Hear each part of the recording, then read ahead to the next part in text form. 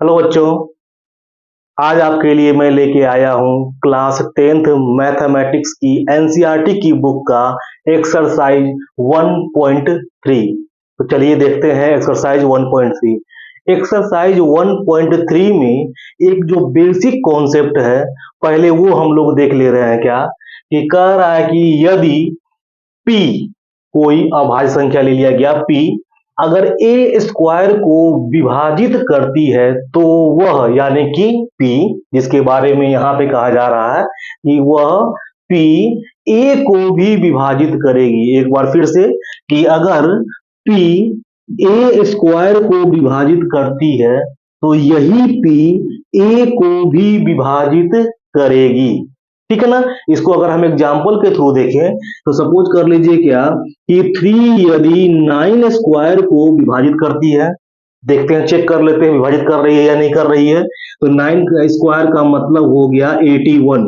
तो 3 अगर 81 को विभाजित कर रही है तो 3 जो है वह बिना स्क्वायर के जो बच रहा है 9, तो वह 9 को भी क्या करेगा, पूरा का पूरा विभाजित करेगा। तो इसी प्रॉपर्टी का यूज करते हुए हम लोग एक्सरसाइज 1.3 को सॉल्व करेंगे। और यह जो क्वेश्चन है एक्सरसाइज 1.3 में, यह अक्सर आपके जैक बोर्ड, बिहार बोर्ड में इससे क्वेश्चन पूछे जाते हैं। जैसे क्या कि √2 एक अपरिमेय संख्या है, सिद्ध करें। √3 एक अपरिमेय संख्या है, 2 + √7, यानी कि इस टाइप का क्वेश्चन जो है ना आपको अक्सर बोर्ड एग्जाम में पूछे जाते हैं, इसीलिए आप लोग ध्यान से देखेंगे। तो चलिए हम लोग सॉल्व करते हैं। यहाँ पर आपके बोर्ड पर दिख रहा होगा क्या कि सिद्ध कीजिए कि √5 एक अपरिमेय संख्या है। इसको हम लोग सिद्ध करते हैं। तो चलिए सिद्ध करने के लिए, क्योंकि सिद्ध करना है आपको कि √5 एक अपरिमेय संख्या है, तो इसके विपरीत मान लेना है कि √5 क्या है, एक परिमेय संख्या। देखिए कैसे स्टार्ट कर रहे हैं, सिद्ध करना है √5 एक अपरिमेय संख्या, पर आप इसे मान क्या रहे हैं, परिमेय संख्या। तो चलिए हम लोग लेके चलते हैं। इसका आंसर देखिए कैसे बनेगा कि माना कि √5 एक परिमेय संख्या है। ठीक है ना। √5 को हम लोग परिमेय संख्या मान लिए। अब जब परिमेय संख्या है तो परिमेय संख्या की परिभाषा से हम लोग क्या जानते हैं कि वैसी संख्या जिसे P/Q के रूप में लिखा जा सके, जहां Q is not equal to क्या हो, 0 हो। ठीक है ना। तो चलिए हम लोग यहां भी लिख सकते हैं कि इसीलिए √5 इज इक्वल टू क्या, P/Q, वेयर जहां Q is not equal to 0। ठीक है ना, ये मान लिया गया। फिर से एक बार, √5 को अपरिमेय संख्या सिद्ध करना है, और जब इस तरह का क्वेश्चन हो तो हम लोग उल्टा लेके चलते हैं। अपरिमेय सिद्ध करना है, लेके चलते हैं हम लोग परिमेय। तो मान लिया गया कि माना कि √5 एक परिमेय संख्या है, और हम लोग जानते हैं परिमेय संख्या की परिभाषा से कि परिमेय संख्या को P/Q के फॉर्म में लिखा जा सकता है।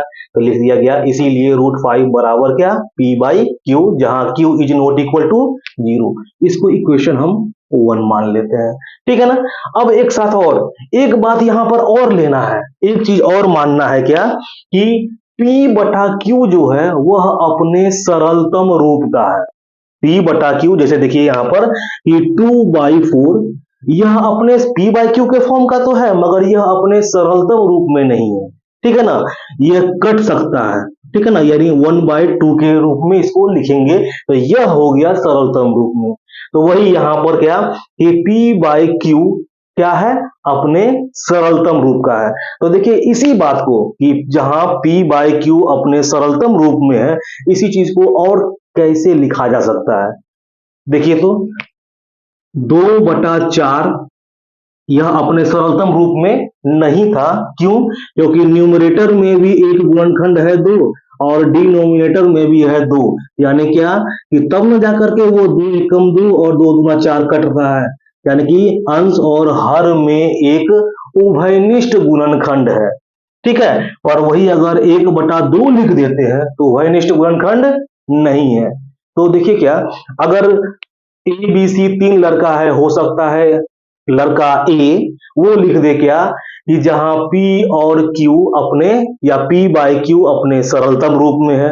हो सकता है लड़का बी यह लिख दे क्या कि जहां P और Q के बीच में कोई उभयनिष्ठ गुणनखंड नहीं है, ठीक है ना।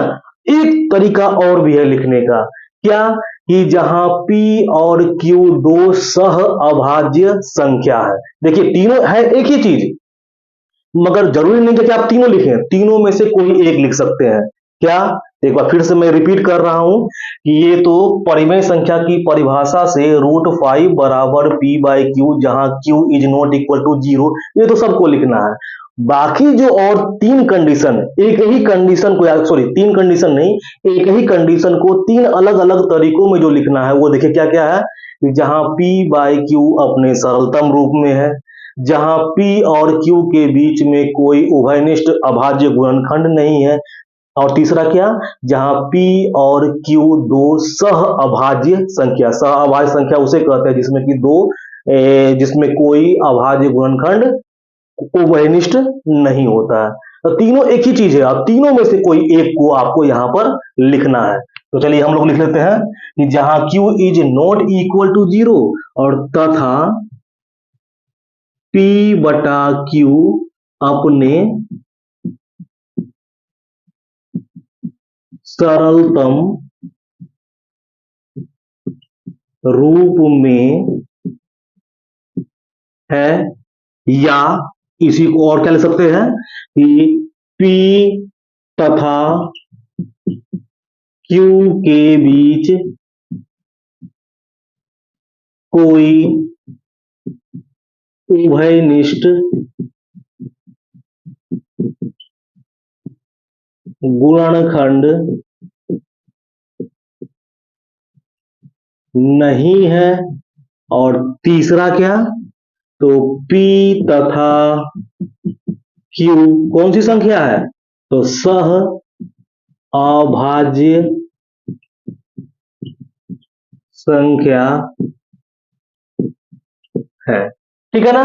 तो चलिए ये हम लोग देखिए यहाँ पे √5 बराबर P बाई Q लिखा गया, जहां Q यानी कि हर डिनोमिनेटर 0 के बराबर नहीं है। और क्या कंडीशन लगाया गया, तो कंडीशन है एक ही मगर उसको लिखने का तरीका तीन तरह से है।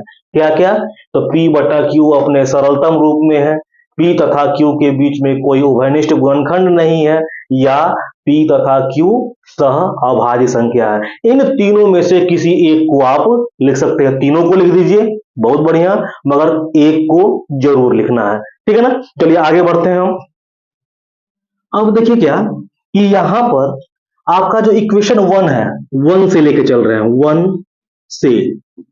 1 से क्या, तो P इज इक्वल टू क्या होगा, तो P is equal to √5 into Q, √5 into Q, इसको अब हम लोग मान लेते हैं क्या 2, और स्क्वायरिंग ऑन बोथ साइड करते हैं, यानी कि दोनों तरफ वर्ग करने पर, किसको, इक्वेशन 2 में जो आया हुआ है, इक्वेशन 2 कहां से आया हुआ है, तो 1 से क्या किया गया था, तो केवल क्रॉस मल्टीप्लाई कर दिए, यहां कुछ नहीं तो है 1, तो 1 इंटू P और √5 इंटू Q, √5Q ये आया हुआ है, उसको 2 मान लिया गया और इसको वर्ग कर रहे हैं, तो लिख रहे हैं क्या, दोनों ओर वर्ग करने पर, दोनों तरफ वर्ग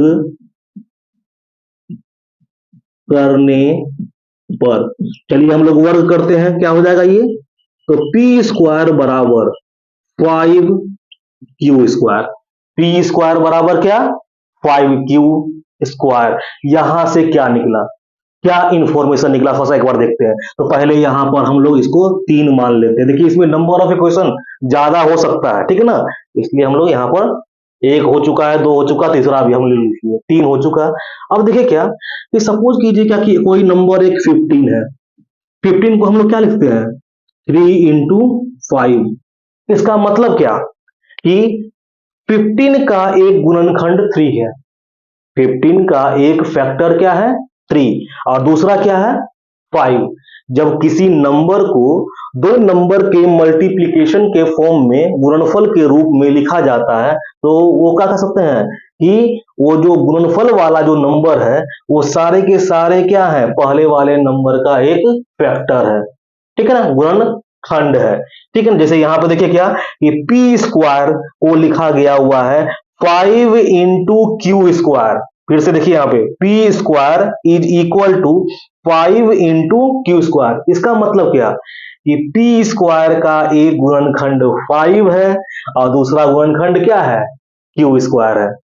फिर से कि पी स्क्वायर बराबर क्या 5 इंटू क्यू स्क्वायर। जैसे यहाँ पे 15 इज इक्वल टू 3 इंटू 5 यानी 15 का एक गुणनखंड 3 है और दूसरा गुणनखंड 5। ठीक उसी तरह से पी स्क्वायर बराबर 5 इंटू क्यू स्क्वायर। ठीक है, यानी क्या अब बताइए क्या कि अगर 15 का एक गुणनखंड 3 है मतलब कि 15 क्या 3 से डिविजिबल है, विभाजित है। हाँ, 3 का पहाड़ा में 5 बार में 15 आ जाएगा। ठीक ना, यानी कि अगर 15 का गुणनखंड 3 है मतलब कि 15 3 से डिविजिबल है। ठीक है, ठीक उसी तरह से कि पी स्क्वायर का एक गुणनखंड 5 है। पी स्क्वायर का एक गुणनखंड 5 है, इसका मतलब क्या कि पी स्क्वायर 5 से डिविजिबल है। तो ये जो दो लाइन अभी बोला गया है कि पी स्क्वायर का एक गुणनखंड 5 है अर्थात पी स्क्वायर 5 से विभाजित है, इसको भी हम लोग लिख लेते हैं। ये पूरा का पूरा मतलब कि इसको जो हम लोग सिद्ध करेंगे इसमें क्या है पूरा कॉन्सेप्ट चाहिए होता है, लैंग्वेज बेस्ड है और इसीलिए आप लोग इसको ध्यान से समझिएगा क्या लिखा जा रहा है। चलिए हम लोग लिखते हैं कि 3 से ना 3 से स्पष्ट है कि क्या स्पष्ट है कि पी स्क्वायर का एक गुणनखंड क्या है तो 5 है अर्थात पी स्क्वायर 5 से क्या होगा पी स्क्वायर का एक गुणनखंड 5 है मतलब कि पी स्क्वायर 5 से विभाजित होगा। तो पी स्क्वायर 5 से विभाजित होगा। चलिए, और जब पी स्क्वायर 5 से विभाजित होगा तो चलिए तो इस चैप्टर के शुरुआत में ही हम लोग एक लाइन पढ़े थे, प्रॉपर्टी पढ़े थे कि यदि पी ए स्क्वायर को अगर विभाजित कर रहा है तो पी ए को भी विभाजित करेगा। यानी यहां पर देखिए इसी बात को कि 5 पी स्क्वायर को अगर विभाजित कर रहा है तो 5 पी को भी क्या करेगा विभाजित करेगा। पुनः या अर्थात फिर लिख देते हैं अर्थात 5 पी को भी क्या करेगा विभाजित करेगा, विभाजित करेगा। और जैसे ही यह मालूम हो चुका है कि 5 पी को विभाजित करेगा मतलब कि इसका मतलब ये हो सकता है ना कि 5 का पहाड़ा में पी आ रहा होगा। अब ये नहीं मालूम कि कितना बार में, जैसे कि अगर हम ये कहें क्या कि 5 20 को 5 20 को डिवाइड करेगा। ठीक है ना, 20 5 से डिविजिबल है तो क्या लिख सकते हैं हम लोग कि इसका मतलब कि 5 का पहाड़ा में 20 आ रहा होगा 4 बार में। ठीक उसी तरह से अगर 5 पी को विभाजित कर रहा है मतलब क्या कि 5 का पहाड़ा में पी आ रहा होगा, कितने बार में हमको नहीं मालूम तो वो हम मान लेते हैं क्या कि x बार में y बार में जो भी लिखना हो। तो चलिए हम लोग लिख रहे हैं क्या कि that is p is equal to हम लोग क्या लिख सकते हैं 5, एक नया नंबर मान ले नया वाला वेरिएबल मान ले रहे हैं r। ठीक ना, तो क्या p बराबर 5r। ठीक है, फिर से देखिए क्या किया गया पी स्क्वायर बराबर 5 क्यू स्क्वायर कहां से आया था, दो को वर्ग करने पे, यहां से क्या हुआ कि पी स्क्वायर बराबर चूंकि 5 इंटू क्यू स्क्वायर है, मतलब क्या कि पी स्क्वायर का एक गुणनखंड 5 है, मतलब कि पी स्क्वायर 5 से विभाजित होता है, जो भी गुणनखंड है वह विभाजित कर सकता है। और जब पी स्क्वायर 5 से विभाजित है मतलब पी भी 5 से क्या होगा, विभाजित होगा, मतलब क्या, पचका पहाड़ा में पी आएगा। तो देखिए पचका पहाड़ा में आर बार में पी आ गया, यानी पी का मान मालूम हम लोग यहाँ पे कर चुके हैं, क्या है वो 5r। अब पी का मान, इसी पी का मान जो निकला हुआ है अभी 5r, वो हम समीकरण 3 में रख दे रहे हैं। तो लिख देते हैं क्या, पी का मान, पी का मान किसमें, 3 में रखने पर, रखने पर, चलिए रख रहे हैं हम लोग किसका मान, पी का मान 3 में, तो पी स्क्वायर मतलब क्या, 5r का होल स्क्वायर बराबर क्या, 5q स्क्वायर। आगे ये 5r का होल स्क्वायर मतलब क्या, 25r स्क्वायर, फिर बराबर 5q स्क्वायर। ठीक है, ये कितनी बार में कटा, 5 बार में, यानी क्या निकला ये, तो q स्क्वायर बराबर 5r स्क्वायर। ठीक है ना, जैसे यहां निकला हुआ था पी स्क्वायर बराबर 5q स्क्वायर, और यहां पर आ गया q स्क्वायर बराबर 5r स्क्वायर, इसको हम लोग 4 मान लेते हैं। देख लीजिए हूबहू 3 की तरह ही इक्वेशन 4 है। तो जो कहानी हम लोग यहां पर लिखे थे वही कहानी हम लोग इसके बाद लिखेंगे। ठीक है ना, क्या, तो देखिए यहाँ पे क्या था कि पी स्क्वायर बराबर 5q स्क्वायर लिखा गया था क्या, 3 से स्पष्ट है कि पी स्क्वायर का एक गुणनखंड 5 है, तो यहाँ क्या लिखेंगे, 4 से स्पष्ट है कि क्यू स्क्वायर का एक गुणनखंड क्या है, 5। फिर उसके बाद अर्थात पी स्क्वायर 5 से विभाजित होगा, तो यहाँ की क्या लिखेंगे, क्यू स्क्वायर 5 से विभाजित होगा।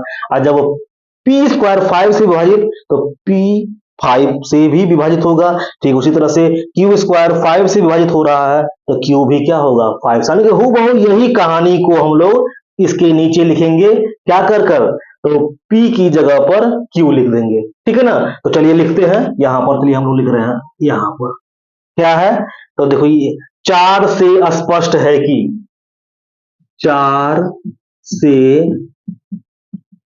स्पष्ट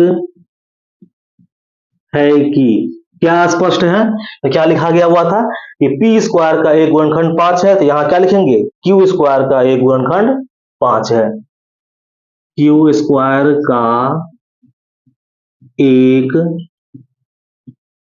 गुणनखंड 5 है, अर्थात, अर्थात क्या, अर्थात, तो अर्थात पी स्क्वायर 5 से विभाजित होगा, यहां लिखा गया था, तो वहां क्या करेंगे, क्यू स्क्वायर 5 से विभाजित होगा, अर्थात क्यू स्क्वायर 5 से विभाजित होगा। और जब क्यू स्क्वायर 5 से विभाजित होगा मतलब क्या, क्यू भी 5 से विभाजित होगा, तो क्या हो जाएगा, अर्थात 5 क्यू को भी विभाजित करेगा, अर्थात 5 क्यू को भी विभाजित करेगा। और जब Q को भी विभाजित करेगा तो मतलब कि हम क्या लिख सकते हैं, डेट इज कि Q बराबर 5 इंटू समथिंग, तो यहां पर Q बराबर 5 इंटू आर ले चुकते हैं, x ले लेते हैं, ठीक है ना, x मान लेते हैं, तो Q बराबर क्या, 5x। ठीक है, 5 Q को भी विभाजित करेगा कितना बार में, तो x बार में। ठीक है ना, चलिए अब देखिए क्या क्या आ रहा है, P बराबर 5r, Q बराबर क्या, 5x। ठीक है ना, दोनों में क्या है कॉमन, 5। देखिए P में भी 5 और Q में भी 5, मतलब P और Q में उभयनिष्ठ गुणनखंड है। यानी क्या देख रहे हैं हम लोग, माने थे क्या कि P तथा Q के बीच कोई उभयनिष्ठ गुणनखंड नहीं है, पर जब हम सोल्व कर रहे हैं तो क्या पा रहे हैं कि P और Q के बीच में एक गुणनखंड है, वो क्या है, 5। इसका मतलब क्या, हम शुरुआत में कुछ और माने और जब प्रूफ कर रहे हैं तो कुछ और निकल गया। कहाँ पे गलती हुई होगी, तो शुरुआत में जो इनिशियल में जो हम लोग माने होंगे, इनिशियल में क्या माने थे कि √5 एक परिमेय संख्या है, इसका मतलब यहीं पे गलती है, तो इसका मतलब क्या हो जाएगा कि √5 एक अपरिमेय संख्या है। तो इसी बात को हम लोग लिख लेते हैं कि स्पष्ट है कि P तथा Q के गुणनखंड में या P तथा Q में एक उभयनिष्ठ क्या है, गुणनखंड गुणनखंड क्या 5 है, जो पूर्व में माने गए का विरोध प्रकट करता है। विरोध है ना, माने थे उभयनिष्ठ गुणनखंड नहीं है, मगर निकल रहा है कि उभयनिष्ठ गुणनखंड है, मतलब विरोध कर रहा है। तो लिख देंगे कि जो पूर्व में माने गए का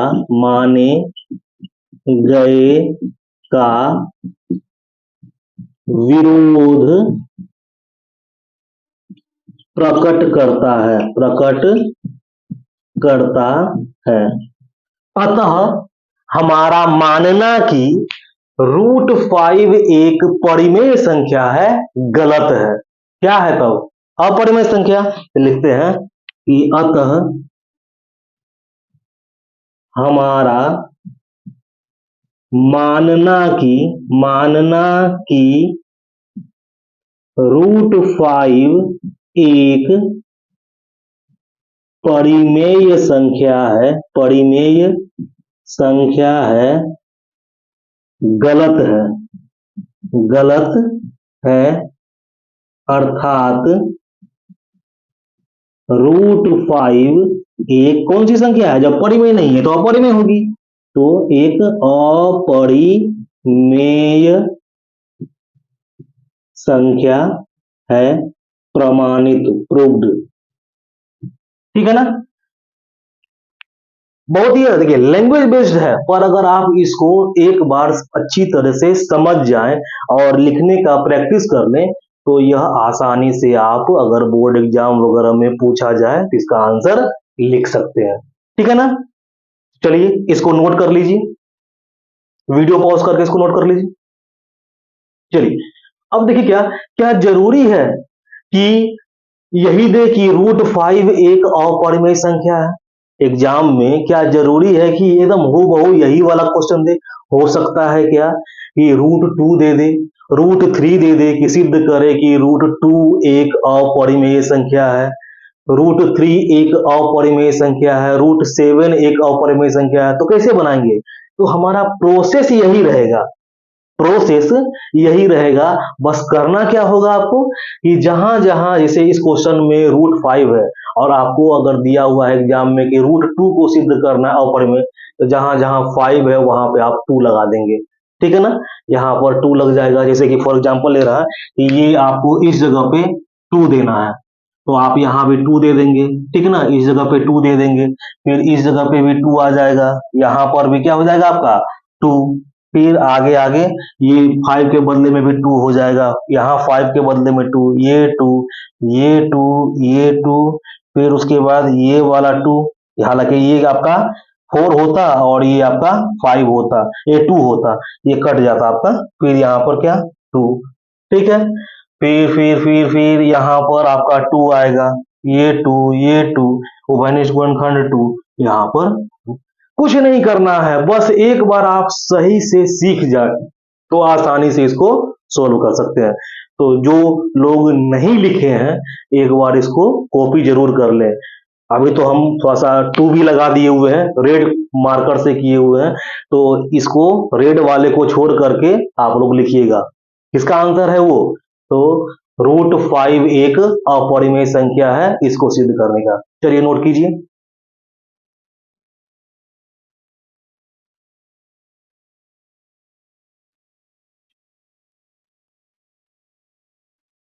चलिए अब हम लोग अगले क्वेश्चन की ओर बढ़ते हैं।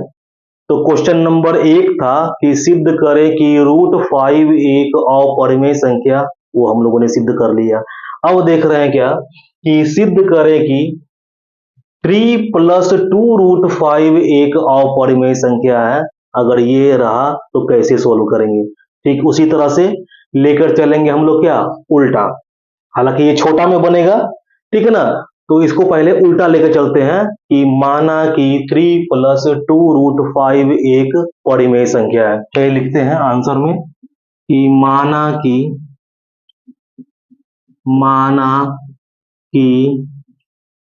3 + 2√5 एक परिमेय संख्या है। परिमेय